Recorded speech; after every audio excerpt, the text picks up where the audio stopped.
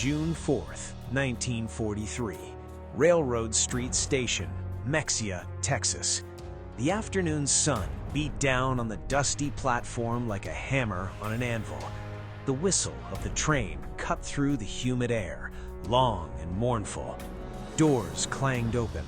Out stepped 1,850 men of Rommel's legendary Afrika Korps, sun-baked, battle-hardened, defeated. Their uniforms were still stained with the sand of North Africa. You could almost smell the desert on them, mixed now with the sharp scent of engine oil and American pine. Obergefreiter Werner gripped the wooden stock of his empty rifle, long since surrendered, his knuckles white. Beside him, Feldwebel Hans Müller, a veteran of Tobruk, stared straight ahead, jaw set. These were not conscripts. These were the men who had chased the British across the sands, who had believed, truly believed in the 1,000-year Reich. Nazi propaganda had drilled it into their bones. America was a decadent mongrel nation, soft, divided, incapable of serious war production. A paper tiger that would collapse under the first real blow. The entire population of Mexia had turned out. Hundreds of locals lined the streets, farmers in overalls, women in faded cotton dresses, children clutching tiny American flags. There was no jeering, no stones, just a strange, almost reverent silence as the column of prisoners marched past. "Keep your eyes forward," Müller whispered to Werner. "Do not give them the satisfaction." But satisfaction for what? As the men were loaded onto waiting trucks, Werner stole glances at the town. Neat wooden houses with white picket fences. Cars, actual civilian cars parked along the streets, their chrome gleaming. No bomb craters, no rubble, no blackout curtains. In Europe, cities died in darkness. Here, even in wartime, life seemed untouched. The trucks rumbled out of town toward Camp Mexia. Dust rose in thick clouds behind them. Werner's mind raced. This cannot be real. They are hiding their weakness. The Americans must be lying to us. Little did he know, the real shock had not even begun. The first meal at the camp that evening shattered something deeper than pride. Long tables groaned under platters of meat, fresh vegetables, white bread, and pitchers of cold milk, real butter, coffee. For men who had survived on half rations in the desert, it felt like a hallucination. One young Panzer grenadier began to weep silently into his tin plate. Müller poked at a thick steak with his fork, suspicion etched on his face. "Poison?" he muttered. But the guards ate the same food. The Americans laughed and joked as they served seconds. That night, under the harsh glow of electric lights that burned defiantly into the Texas darkness, Werner lay on a clean bunk with a mattress, sheets, and a pillow. He stared at the ceiling, the distant hum of generators in his ears. In Germany, factories ran blacked out and under constant threat. Here, power flowed like water. How many more lies have they told us? The question gnawed at him as sleep finally claimed the exhausted prisoners. But tomorrow, the journey deeper into the heart of America would begin, and with it, the slow, relentless demolition of everything they thought they knew. The train lurched forward at dawn, pulling the long line of Pullman cars westward and then north through the American heartland. Werner pressed his forehead against the cool glass, eyes wide despite the exhaustion still clinging to his bones. The guards had been almost casual, rifles slung loosely, conversations light. No beatings, no dogs, just the rhythmic clack of wheels on tracks that stretched, it seemed, forever. Outside, the world unfolded like a forbidden dream. Texas gave way to rolling plains that swallowed the horizon. Fields of wheat and corn stretched farther than any province in the fatherland. Golden oceans swaying under a merciless sun. Tractors, not horses, carved perfect lines through the earth. Massive combines moved like steel beasts, harvesting what looked like entire harvests in a single pass. Mueller, seated across from him, finally broke the tense silence. "Propaganda," he growled, but his voice lacked conviction. Yet as mile after mile rolled by, the staging never ended. Small towns flashed past with their bustling main streets, shops open, people shopping without fear of air raid sirens, gas stations with fuel pumps that didn't ration every drop, and the cars, thousands of them, private automobiles driven by ordinary workers, not party officials. In the Reich, such luxury was a distant memory even before the war. Werner's hidden diary, smuggled scraps of paper tucked into his boot, received its first frantic entry that afternoon. The land is endless. They say this is only one state. One. How can a nation this vast be on the verge of collapse? Night fell, and that was when the next fracture appeared. The train passed near larger cities. Werner expected darkness, the familiar shroud of blackout that covered Europe from the Atlantic to the Volga. Instead, lights blazed. Street lamps glowed like strings of stars. Factory windows burned bright. Billboards lit up the sky, advertising everything from cigarettes to refrigerators. One POW, a former Luftwaffe mechanic named Karl Heinz, pressed both palms against the window like a child. "Electricity," he whispered. "They waste it, in the middle of a war on two fronts." The numbers the guards casually shared during meals hit harder than any artillery barrage. A B-24 Liberator bomber every 63 minutes, tanks rolling off assembly lines by the hundreds per day, ships launched from shipyards faster than U-boats could dream of sinking them. One guard, a friendly corporal from Ohio, shrugged when asked how America managed it. He said, "We just build them. Henry Ford figured out how to make cars. We did the same for bombers." Mueller laughed bitterly at first. Then the laughter died as the train rolled past a sprawling rail yard outside Kansas City. Row after row of new locomotives, freight cars, and tanks shrouded under tarps. Mountains of raw materials, steel, rubber, aluminum, stacked higher than cathedrals. In Germany, every scrap of metal was scavenged from ruins. Here, it sat in casual abundance. By the third day, the psychological weight had settled over the entire train like a fog. Men who had marched into battle singing of inevitable victory now sat in stunned silence.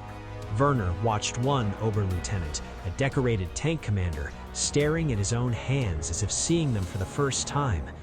"These hands fought the wrong war," his expression seemed to say. Food continued to arrive in waves, hot meals 3 times a day, with fruit, desserts, even ice cream on one stop. The prisoners ate until their stomachs ached, then ate more. Some felt shame, others quiet gratitude. A few hardline Nazis among them muttered about Jewish plots and American trickery, but their voices grew smaller as the evidence outside the windows grew louder. As the train climbed toward the Midwest, Werner caught sight of something that would haunt his diary for weeks. A single factory complex, its chimneys pouring smoke into the sky all clock. The guard told them it produced more artillery shells in one shift than some German cities managed in a month. The vastness, the lights, the machines, the food, it all pointed to one inescapable conclusion. But the deepest shock, the one that would truly break them, still waited at the end of the line, in the camps where they would live among American workers, American plenty, and American freedom itself. The train finally groaned to a halt at a sprawling camp somewhere in the American Midwest. Rows of neat barracks behind double fences, watchtowers rising like silent sentinels against a clear blue sky. Camp guards processed the men efficiently, almost kindly. Fingerprints, medical checks, hot showers with unlimited soap and water, fresh uniforms, American issue, but clean and whole. For Werner, stepping into his assigned barracks felt like crossing into another universe. Metal-framed bunks with mattresses, latrines that flushed, a recreation hall with books, a radio, even a makeshift stage. "This is not a prison," Mueller said that first evening, voice low as they queued for dinner. "This is a hotel for the conquered." The food shocked them again. Thick stews, fresh bread, fresh vegetables that hadn't seen a ration card, pie for dessert. One POW, a wiry machine gunner from the 21st Panzer, joked darkly that if the Wehrmacht had been fed like this, they might never have surrendered. But the laughter rang hollow. They all knew the truth now. The Americans weren't hiding weakness. They were revealing strength so overwhelming it made the entire European battlefield feel small. Days turned into weeks, and the real education began. Work details started early. With American men fighting overseas, labor shortages bit hard. The Geneva Convention allowed it, and the prisoners, many of them farmers and mechanics back home, were eager for something to do. Werner found himself on a vast cornfield under a blazing sun, driving a tractor for the first time. The machine was a marvel, powerful, reliable, with fuel that never seemed to run out. Back in Germany, horses pulled plows while fuel was hoarded for panzers. Here, one man on a machine could do the work of 20. The biggest farm I ever saw was maybe 50 hectares, Werner later wrote. Here, single fields swallow whole villages. The harvest will feed armies and still have enough for civilians eating steak. At night, the camp buzzed with uneasy conversations. Radios, yes, actual radios the prisoners could listen to, crackled with news of American production figures that sounded like propaganda from a fever dream. Liberty ships sliding down slipways every few days, aircraft factories in Willow Run, Michigan churning out a complete B-24 every hour, Detroit churning out tanks and trucks like toys on an assembly line. Feldwebel Mueller, once a fierce believer, sat on his bunk one evening staring at a newspaper a guard had left behind. Photographs showed American workers, men and women side by side, building fighter planes in vast, brightly lit halls. No rubble, no fear, just purpose and plenty. How? He asked no one in particular. How do they do this while fighting Japan and us at the same time? The answer came not just in numbers, but in the faces of the Americans they met. Guards who went home on weekends to families and comfortable houses. Local farmers who paid the camp for POW labor and treated the Germans with surprising decency, sometimes even sharing cigarettes or stories. One older farmer, a veteran of the last war, told Werner in broken German, "Son, we don't hate you. We just want this damn thing over." Electric lights burned late into every night. No bombers came, no sirens wailed. The psychological demolition accelerated. Nazi ideology had promised a weak, Jewish-controlled America rotting from within. Instead, these men saw a nation of immigrants and ordinary citizens outproducing the vaunted German war machine with seemingly effortless ease. One particularly vivid memory stayed with Werner forever. During a work detail near a rail hub, the prisoners watched a seemingly endless train pass by, flat cars loaded with new Sherman tanks, their fresh paint gleaming. Dozens, then hundreds. The guard beside him simply shrugged. There's more where those came from. For the first time, many of the POWs allowed themselves to think the unthinkable. The war was not just being lost on the beaches of Normandy or the steppes of Russia. It had been lost here, in the factories and fields of a continent they had never truly understood. But even as doubt bloomed, a deeper transformation stirred. Not all of it was bitterness. Some men began to see possibilities they had never imagined, ideas of freedom, abundance, and human decency that went far beyond steel and wheat. The real test of that transformation was still coming. Months blurred into seasons at the camp. The Texas heat gave way to autumn chill, then the sharp bite of a Midwestern winter that still felt mild compared to the Russian front many had feared. Werner and his comrades worked, ate, and, most dangerously, thought. Letters home, carefully censored but still revealing, carried the quiet revolution. Hans Mueller wrote to his wife in Stuttgart, "Do not believe everything they tell you about the Americans. The fields here are oceans. One farm could feed a division. They have machines for everything. We were lied to." He sealed it quickly, heart pounding. Such words, if read by the wrong eyes back home, could destroy a family. In the barracks, debates raged after lights out. Hardcore Nazis, often younger officers or fervent Hitler Youth products, clung desperately to the old faith. "This is all Jewish trickery," one shouted during a heated argument. "They show us only what they want." But their voices grew isolated as more men returned from work details with stories that no propaganda could erase. Werner found himself assigned to a cannery one summer. The factory floor was a symphony of American industry, conveyor belts humming without pause, women in hairnets operating machines that sealed cans faster than human hands could follow, mountains of vegetables and fruit pouring in from the endless farms. The smell of hot metal and sweet corn filled the air.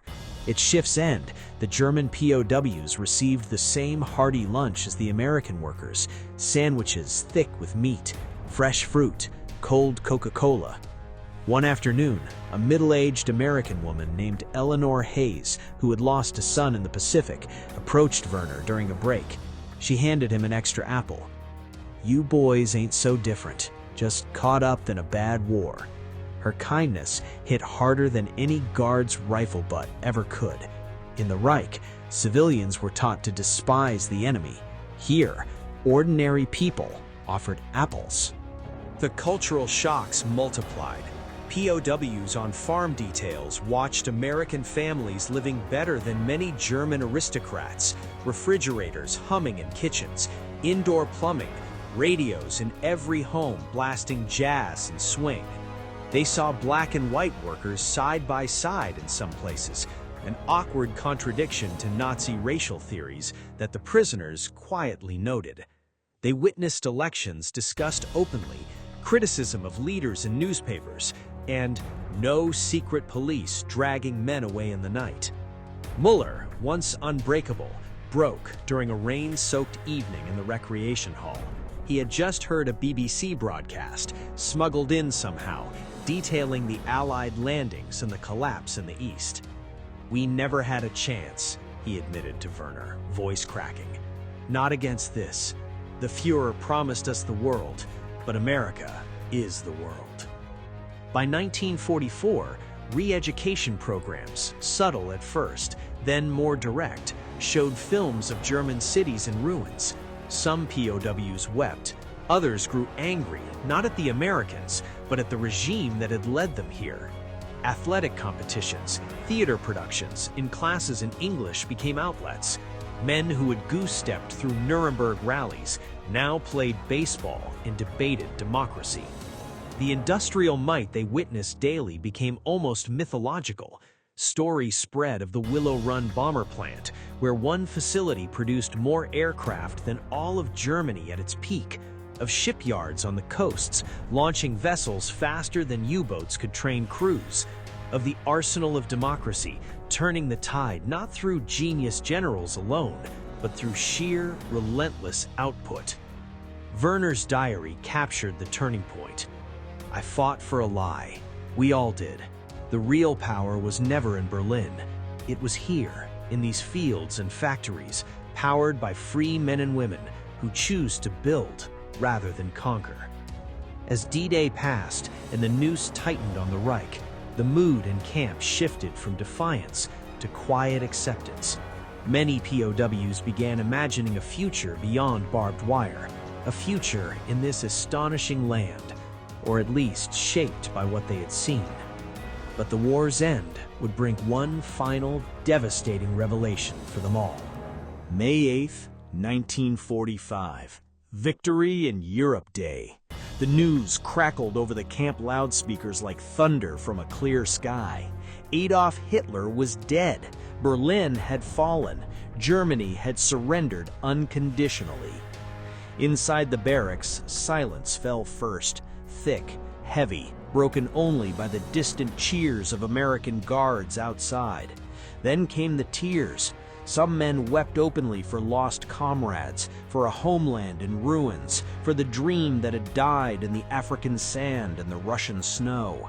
Others sat stunned, faces pale, as the full weight of 4 years of propaganda finally collapsed under the weight of truth. Obergefreiter Burkhard Werner stood at the fence that evening, watching fireworks light up the American sky in celebration. No blackouts here, no fear, just joy under electric stars. He thought of his family back in a bombed-out city, of the lies that had sent millions to their graves, and of the impossible abundance surrounding him. The months that followed tested the prisoners in new ways. With the war in Europe over, but Japan still fighting, work continued. The Germans harvested crops that would help feed a starving continent they had once sought to rule. They built roads, canned food, and repaired infrastructure, always under fair conditions that still felt like luxury. Letters from home arrived more freely now, describing horror, cities reduced to rubble, families scavenging for potatoes, children thin as rails. The contrast burned. Mueller received word that his own neighborhood in Stuttgart had been devastated by RAF bombers. He read the letter twice, then folded it carefully. "We built V-2 rockets, while they built bombers by the thousands," he told Werner. "We aimed for terror, they aimed for victory." As repatriation discussions began, many POWs faced an impossible choice. Some burned with desire to return home and rebuild. Others, hundreds, eventually thousands, quietly hoped to stay. They had seen the future, and it was not in the ashes of the Reich. American officials noted the change. These were no longer the arrogant Afrika Korps soldiers of 1943. They were men whose worldview had been remade by tractors and unlimited light bulbs, by decent meals and decent treatment, by a nation that won not just through courage, but with ingenuity and will. One final journey brought the scale home for Werner. Transferred briefly to a port for processing, he stood on the docks and watched Liberty ships loading supplies, food, medicine, clothing for a shattered Europe, mountains of cargo, endless cranes, a single American harbor moving more tonnage in a week than all of occupied Europe could dream. In his final diary entry before boarding the ship home, Werner wrote, "We came as conquerors in spirit, certain of our destiny. We leave as students, humbled by a power greater than any army, the power of free men working without fear. America did not just win the war, she revealed what man can achieve when left to build instead of destroy." The ships carried them back across the Atlantic, many to an uncertain future in occupied Germany. But the lessons traveled with them. Thousands of former POWs would later return to the United States as immigrants, sponsors, even citizens. They told their children and grandchildren stories not of humiliation, but of wonder, of a land so vast and productive it broke the hardest ideologies, not with bombs, but with its simple, undeniable reality. The Afrika Korps that arrived in 1943 had been elite soldiers of the Reich. The men that left carried something else, a quiet understanding of why the arsenal of democracy had been unstoppable. And in that understanding lay the seeds of a new Germany and a lasting friendship between old enemies.